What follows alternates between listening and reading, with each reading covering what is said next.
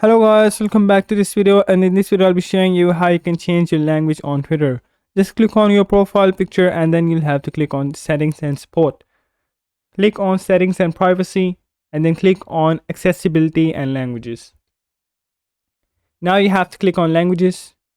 So here you can see that there are two types of languages. Either you can change the languages of buttons, headlines, which is called as the preferred language. So I'm going to change this as well. And the other one is the other languages that allows you to see what type of content in which languages do you want to see. So I'm going to change my preferred language into Bulgarian.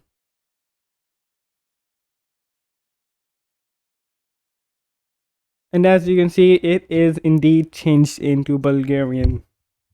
Now you can also change your content language into other languages as well. So you will receive content in this language only.